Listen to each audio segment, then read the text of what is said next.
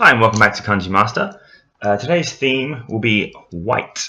You guys know about White Day in Japan? It's like the return day of Valentine's Day in Japan. They have it on the 14th of March.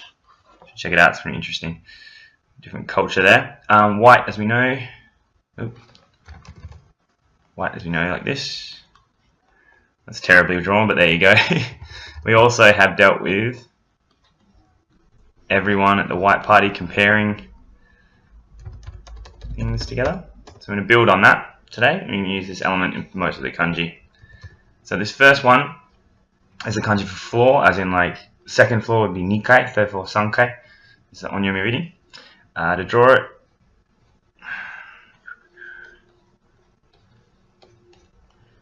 you can say everyone lives on floor B. So you're looking in your elevator and the whole building is empty except for floor B, and so you've got all the buttons. You can press all of them, A, B, C, D, F, G, and press the numbers. So you're in the elevator, you're choosing it in floor B. The door opens on floor B, and everybody is partying on floor B. Everyone's partying on floor B. That's it. On to the next one. And the next kanji we're going to look at is the kanji for spring or fountain. The onyomi reading is sen, as in like onsen, meaning hot spring. Kunyomi reading is izumi, like a fountain. Draw it. We've got white. Water. I mean, this is quite an easy one to remember just simply because white water would be if water is stirred up or sprung out of the ground, it comes out as white. So you just have to imagine a particularly white spring. Actually, some of the places in Japan, I swear, when the onsen water is almost like creamy. It's like incredibly rich in, I guess, what would you call it? Minerals, I guess. Leaves your skin really smooth. So if you can imagine like pure white water shooting out of the ground, potentially even in your room, like a hot spring just goes out of the ground, bang, shooting white water everywhere, and you're stuck in kind of creamy white water. And that's it for that one. On to the next one. I'm looking very similar to the last kanji. This kanji means line. The onyomi reading again is sen. We've talked about this so many times that kanji with similar elements usually have the same reading. To remember, it's really easy. So 1, 2. So we've got our spring, we've got a thread. You can imagine a line that's going from your room, and you're just trying to follow it. You keep following this line, maybe it's made of thread, you keep following it, and it leads you through this forest. You keep following it, this hot spring, where all your friends are hanging out in this hot spring. So the thread, obviously when you get there as well, there's a line to get in. It's a very popular spring, but you do wait. You wait in the lines. Picture waiting by this long line of thread from your room all the way to this secret place, and waiting in line. Kyokusen, meaning curve. Curved. That's it. On to the next one. The next kanji is to lodge someone, or to put someone up, or to like provide shelter, stay overnight. The only reading is haku, like shukuhaku, to stay overnight, or the kunyomi reading is tomaru, like to stay at a hotel. Ni tomatteru, I'm staying at a hotel, or tomeru is to give someone shelter. Draw it like this. Splashing white. So if you can imagine you're staying at your friend's house, or let's say staying in a hotel. This is often used with hotels or ryokan, like Japanese style hotels. Staying at a hotel. The room is all white, picture everything white, white linen, white walls, white everything. And then from the ground, spurts a little bit of water, and you think it's nothing at first. It's not anything like a spring, but it gets stronger and stronger and starts filling the room up with white water. And so your bed ends up floating in halfway up the room. The room seems to stop filling with water, so you're kind of okay with it. You don't need to escape or anything. So you're sort of staying in this tsunami splashing water type scenario. It's pure white. Everything's white. I hope that helped a little bit.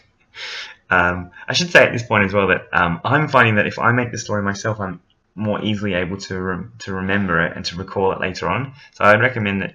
I'm glad that people were watching. We actually have some subscribers now, which is amazing.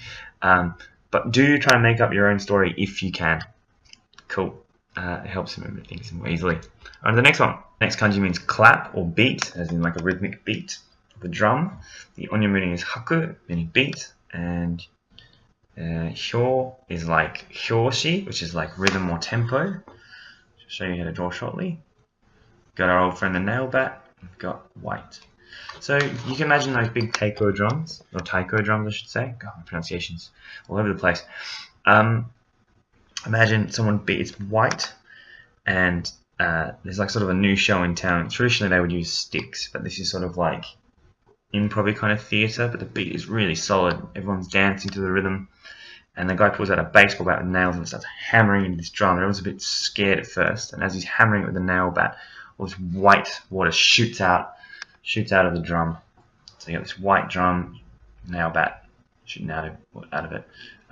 This is rhythm or tempo. Hyoshi. We've also got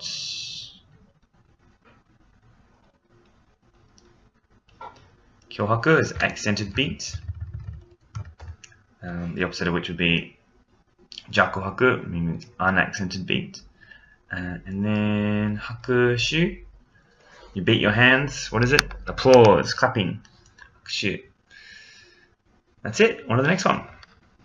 And the last kanji for today is totally seemingly random, as it has nothing to do with white, today's theme, and it's sort of coming out of nowhere. I just saw it on the poster, I was a bit curious about the meaning, looked it up and thought, oh, it's a simple kanji with elements we already know, so let's learn it. So this kanji means mosquito. The kunyomi reading is ka, which is mosquito in Japanese. Very simple. So remember the little bug's name. We've got insect, of course, and then bun, like as in bunpo, like grammar, or bunka, like culture. So this bun is kind of like, has like a literary sort of meaning, doesn't it? We've learned that before. So if you can imagine the bug, you get a little magnifying glass, you look closely, and you can see the mosquito is studying grammar. Tiny little textbook, maybe his little glasses on. Picture him, he's got a little chair and desk. Quite astonished. There he is, hurriedly working away, studying it. Bunpo, bungaku, literature. That's it for today. Thanks for joining us. I'll see you guys again tomorrow. Bye.